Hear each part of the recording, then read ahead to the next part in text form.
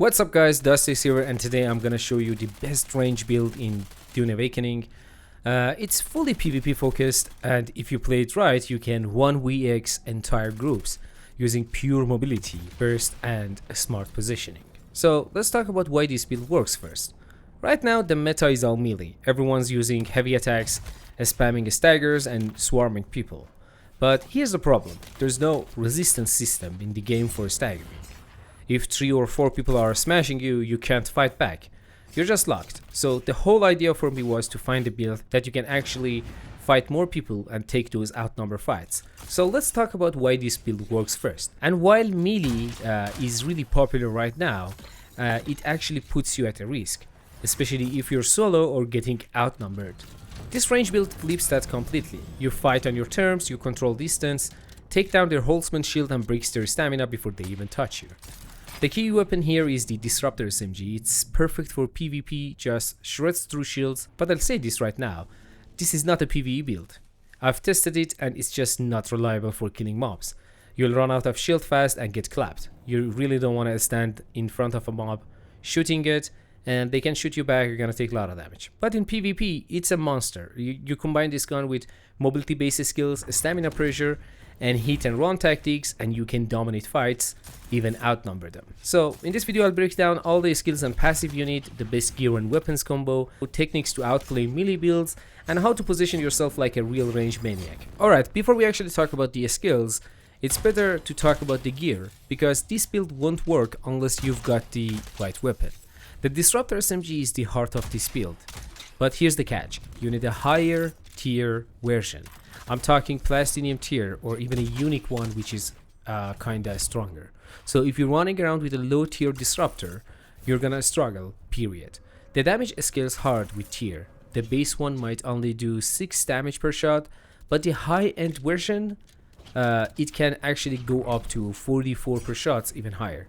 And with that high rate of fire, which is 600 RPM, it can melt Holtzman shields like nothing else. Now here's something cool.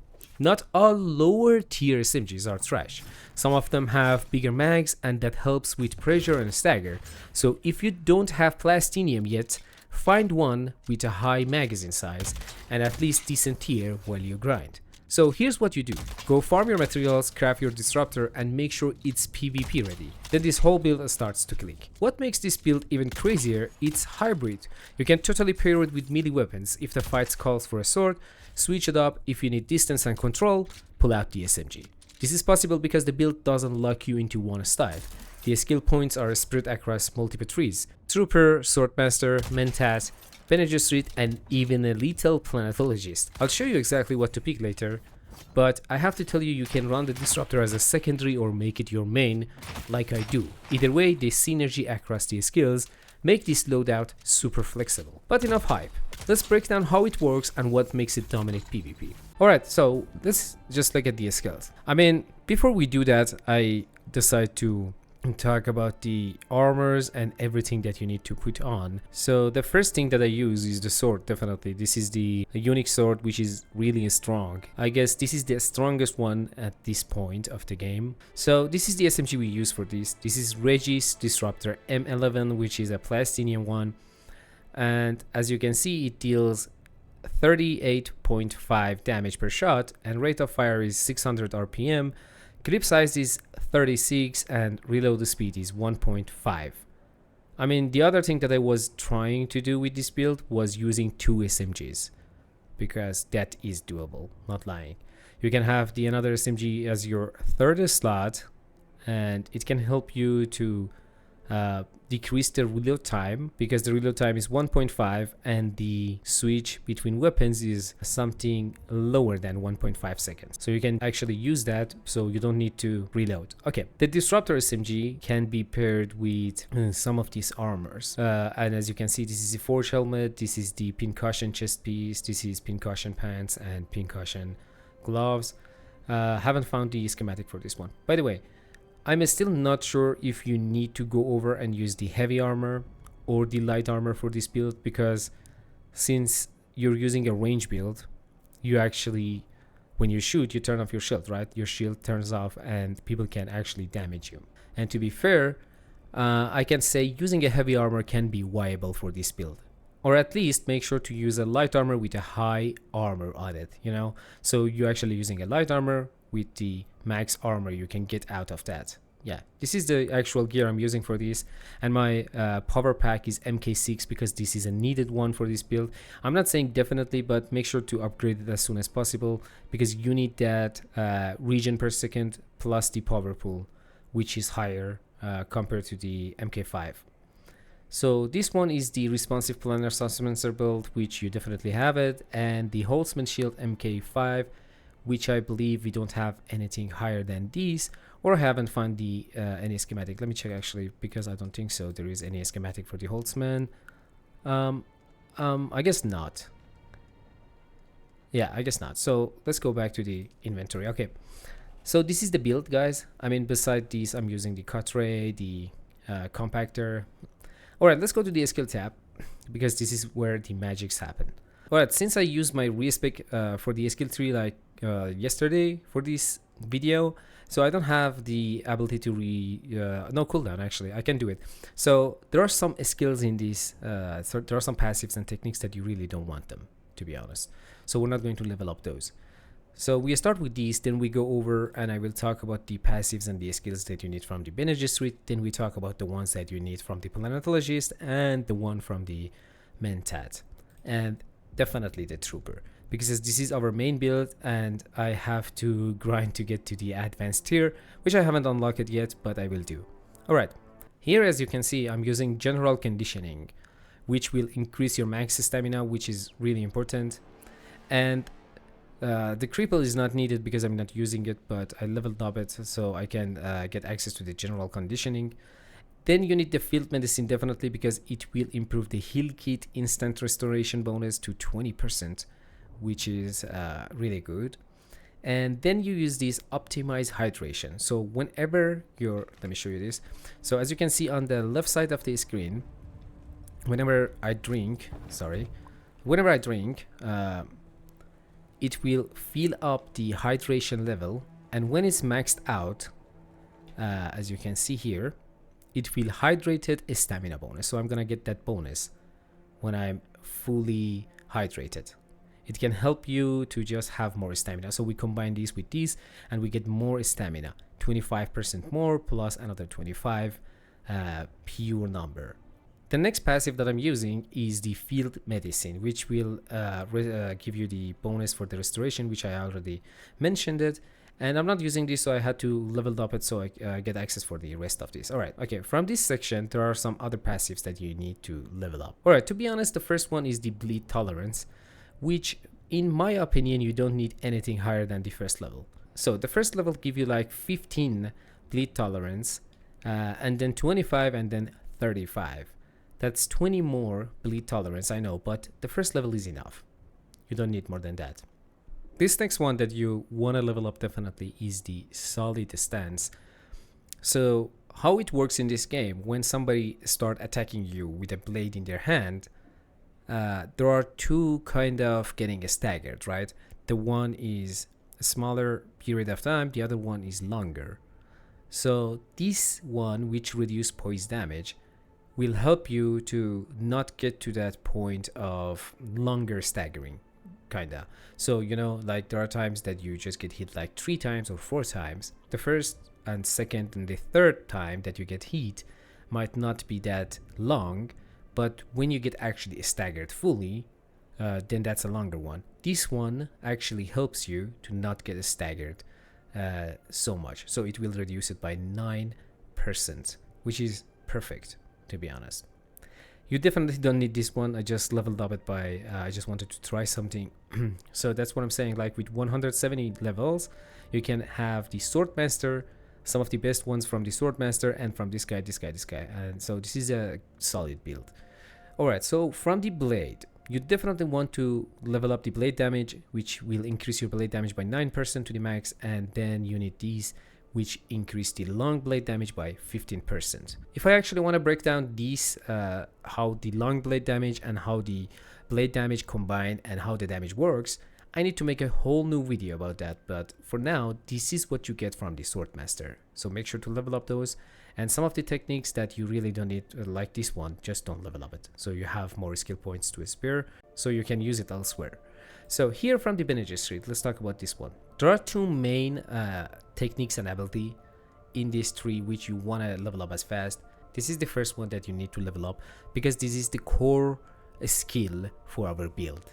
After trying out a lot of builds, after trying out a lot of abilities and techniques, I found that the weirding step is the best one for this build. So the weirding step is needed. And why? Let's just give it a try. I want to show you something. Right now in front of my face there is an NPC. I can show you that. So the whole idea of shooting someone is finding them staggered or somewhere that they cannot fight back, right? Because you really don't want to stand in front of a guy, shoot him while he's shooting you back. Your shield will turn off and it's gonna get you killed. So what I'm doing here, I'm gonna go behind him, stun, and then break the shield and finish him off. That's how it works. So this ability, the weirding step, is the core skill of this tree, without a doubt. So you need that, and it has 15-second cooldown. The stamina cost is high, but let me find another camp close. I need to show you another thing. I mean, I tried it with one of my friends and I will show you the clips how it actually works, but for now I guess there is a camp behind my base here. Alright, here we are. So we have two enemies and sadly none of them have shield. So as you can see, that's what I want to mention. Like, you have your shield on, but if you shoot, you're gonna take damage, right? And to be honest, this weapon is not good for long range fight. Never do that. So let me show you something. So when I use my Q, I'm gonna stagger the guy to a point that I can actually shoot him, right? Which is really, really good. So this is the main skill, without a doubt. And for the other skill that you can use, which I tried it, was the Prana Bindu Strikes, or whatever the name is. This one's good as well, but it's just not that good because it will not give you the window of opportunity you get with this one. This one's better. And I wanted to tell you, there was not shielded enemies around here, sorry. So I wanted to show you the fact that when you're using the weirding step and your stamina cost is 37.5, since it's gonna stun the enemy for 1 second, you can actually regen and regain some of the stamina back when you're using the weirding step. So this one's has 15-second cooldown, and with 1 second of the stun on the enemy and another second which will surprise your enemy, give you another 2 seconds to recover a lot of that stamina back, which is perfect. Alright, so what about the passives? From the weirding way, you're definitely going to take this blade damage, which will increase your blade damage by 9%. I already mentioned the fact that this blade damage thing is just not works the way we think, so I have to make a whole new video about this, and I will make that. But for now, you want to level up this passive definitely, so you can increase the sword damage. So our build is the hybrid build, as I already mentioned. You can use the blade and the disruptor SMG both for different situations. If you're using daggers and if you're using the short blade, make sure to level up these, but if you're not using rapier or sword, make sure to level up the blade damage. The other things that you need to level up from Bene Gesserit 3, it's coming from the body control. So the first one is the healing regen limit. So as you can see, I already have one medkit, sadly. So look at my health bar right now. If I just heal up, it should actually fill it max to a point that the bar ends, right? But it's not working like that. It's gonna regen even more, as you can see, and that's what it gives you. So it's regen you even more. This is the recovery, which you definitely gonna need it. And the other one, which I'm really sure that you need to level up, is the metabolized poison. There are two main reasons for this one. First off, when you're playing the range build, you're definitely gonna have to fight people sometimes toe to toe, weapon with weapon, right? And if you have any kind of poison on their weapon or on their sword, you really don't want to take that lot of poison damage, and it will help you to quickly catalyze and remove the poison from your system, as it says in the skill. It's a technique, so you have to equip it. As I already mentioned, this one, the weirding step, was the first one that you need to equip, and then you need this metabolize poison, which you're going to equip it as your technique. The rest that we mentioned here are passive skills and they don't need to be equipped. But what about the other skills? So here, as you can see, the other passive that I leveled up was the poison tolerance, which will increase the poison tolerance, and the effect of the poison starts to heat. It takes longer for it to reach damaging level, to be honest. So this is the one that you want to level up as well.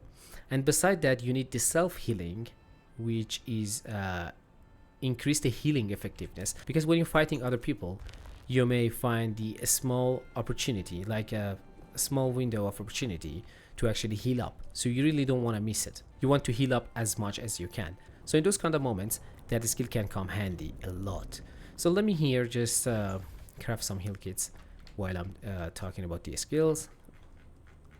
Hope I have some fibers. If I don't, that's sad. Alright, no need. So you understand the fact that how it works. It will increase the healing effectiveness, which is really good, and it's passive. It's not going to take a space from the techniques or abilities, so you need to level up this as well.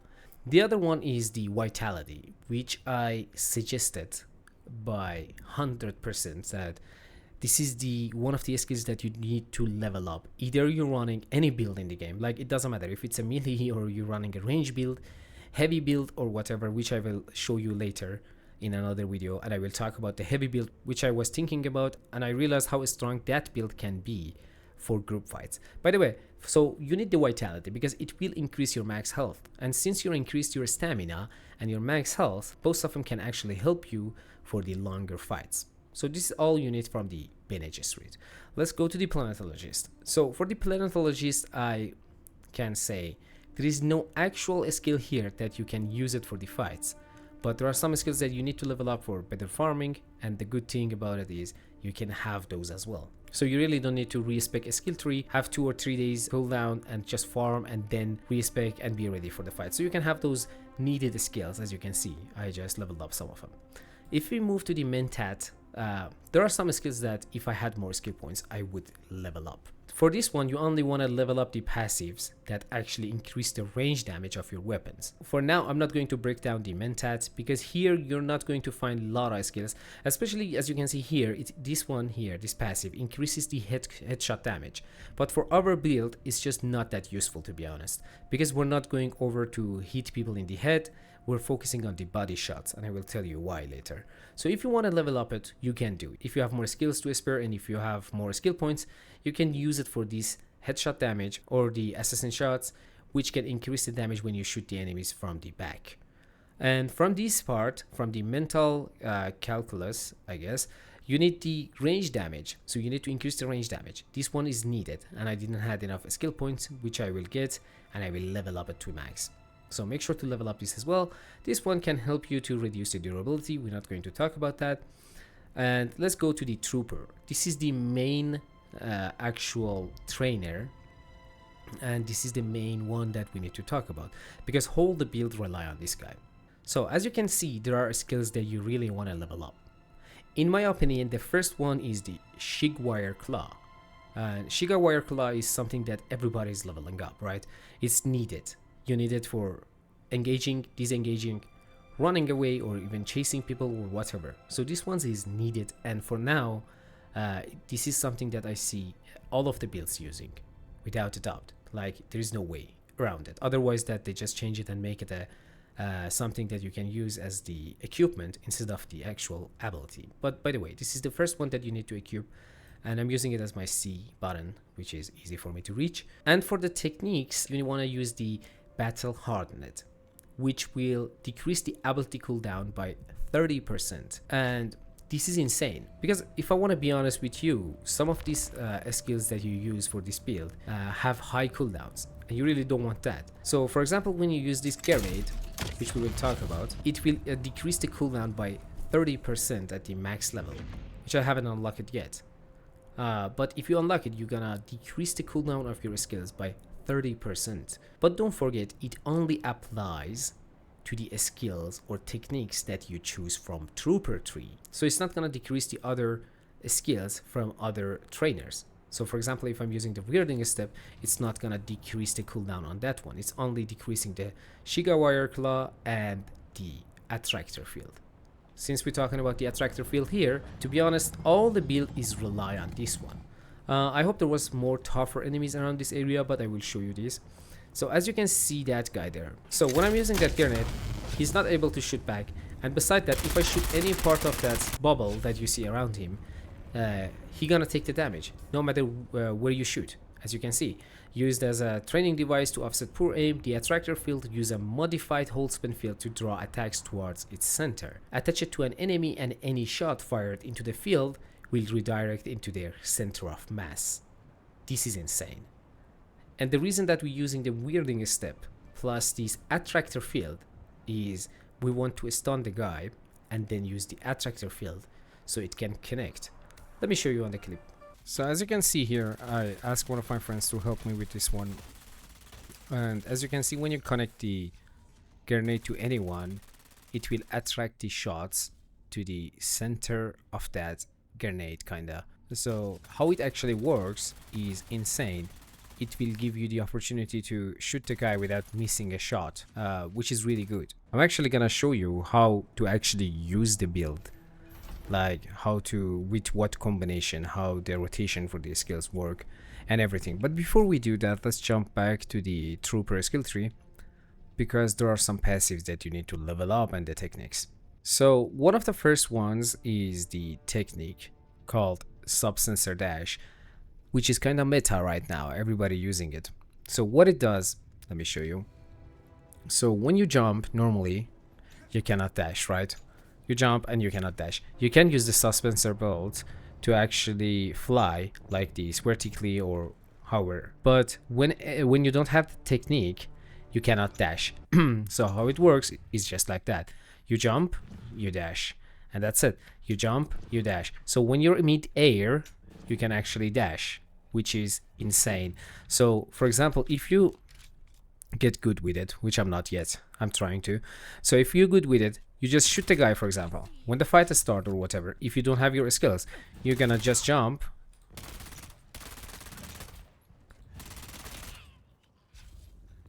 And without actually losing any stamina, I killed the guy. I mean, same thing can happen in the PvP. I know the enemy can have the staggers or whatever that they can close the gap, but if that happens, so you go with another option that you have, like for example, you can use your Shigawire to just get away a bit and then keep doing the same thing, and or you can just use the stun on our Q to stun the guy and do the process from there. So the whole build works like that. So you want to stun the guy with your Q. As soon as you stun the guy, then you want to throw the grenade, right? When you throw the grenade, you're not going to miss a shot, which is really good, to be honest. And after that, you can just spam the shots, and when he rotates or he want to react to it, you just jump back, dash away, and then shoot, just like that. He either have to run away, or if he try to chase you, you can actually hurt his shield and take him down. Beside that, you can use a secondary weapon like a shotgun, which I will talk about here.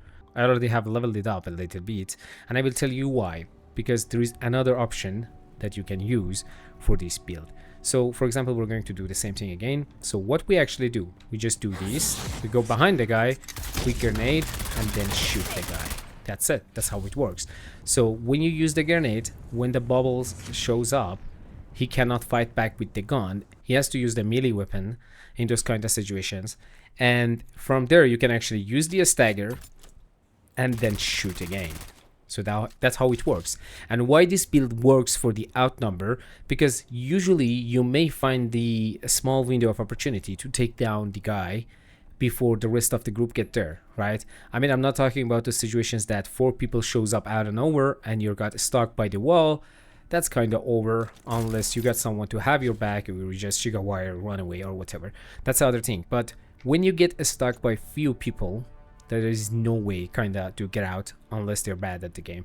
But with this build, if you find the opportunity, you can just use these, stun the guy, and then use the grenade, and then bam, shoot the guy. And when he tries to fight you back, you can actually stagger him and keep shooting. And if he tries to chase you, jump back, shoot, jump back, shoot. That's how you do it. So if you get good with it, I mean, I'm not still. Before we actually talk about that, let me show you one more thing. So if you go to the option, setting hotkey here, as you can see, the As you can see, the default for this is Alt, but I'm using the mouse button because I don't want to use the space then Alt, space then Alt, so I can use my space and just jump back with the dash, which can give you a opportunity right, left, backward, or forward, depends on the situation, right? And here I'm using a launcher which was from the operation we had today, but we're not going to use that as our main build for our loadout. So you can use a shotgun, which can be really good, and I will tell you why. So if you look at the trooper skill tree, we got here a passive called range damage, which will increase your damage by 9% to the max, I guess, yeah. And combining it with other skills that we got from other guys, other trainers, we already increased the damage, the range damage, and that's really good. Sorry, I forgot to talk about the suspensor dash. I mean, I showed you how it works, but this is the technique that you want to equip. So we already have the battle hardened equip, and then from the Bene Gesserit we got the metabolized poison, and then from the trooper we got another skill called suspensor dash, which will be equipped here. So techniques are this one, guys, and for the skills and the abilities, these are the abilities. But for the passives that you need to level up for this guy, the reason that I level up some of these, I was trying to see how they work and are they even a viable options or not. But here, as you can see, you want to level up the range damage, as I already mentioned, then you want to level up the disruptor damage. That's insane. Like at the max level, it will increase it by 15%, which can be really handy. And not only that, you're going to level up this. Because with the grenade, when you shoot it at a guy, with the bubble that I showed you already, you actually, it doesn't matter where you shoot, it will not shoot the head, and it will shoot the body. It will be body shot. So you need, so you need to, my bad. So here, as you can see, you need to increase the body damage and not the headshot damage. So what bad about the center of mass is, it's a technique. You can replace it with this one, to be honest, but I do not suggest it because most of the fights are happening with the people shooting poison shots at you. So if you are confident with the fact that you can dodge and you have a better positioning, this is the other option that you can use as a technique, which will increase the body damage. But the downside for this one is it decreasing the headshot damage by 10%, which is not good if you're just trying to go for the headshots. So we level up this, and then the disruptor damage, and then the scattergun damage. This is for the shotguns, and it will increase the damage by 15%, boys, and that's insane. Can't lie. Let me see if I have a shotgun here or not. Yeah, there's a shotgun here. So if, for example, we use we got the sword, we got this and this, and when you're doing those dash, for example, when we're just running away from the guy, and when we're shooting, we can actually use the shotgun to just shoot it as well, which will put stress over the enemy stamina. So you can do that as well. One thing that you need to know about the grenade is the fact that it can block shots. I will show you a clip, but before I show the clip, I want you to know what I mean by that. So when you shoot the grenade, if you shoot the grenade, it will not go through it. It will not go through it. It can work as a shield, to be honest. I don't know if it's the same thing if enemy shoots you or not, but when you actually shoot the grenade, you need to be careful, because there are some situations that you can actually it can work actually against you. It can save the guy, so you shoot it and then you try to shoot it and it's not connected to the guy, so it will block all the damage if you stand behind it. Be careful about that.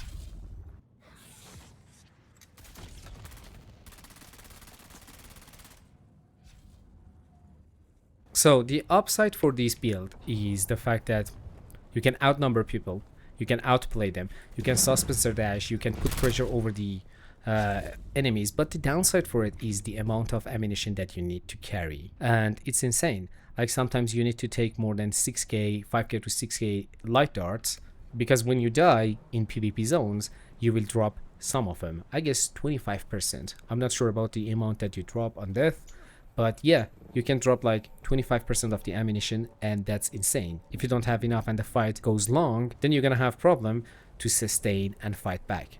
So make sure to have enough, and that's a downside, to be honest. That's the biggest downside for this weapon, and it's just burning through your light darts so fast. Just look at how fast it is with the clip, and yeah, it can just turn down.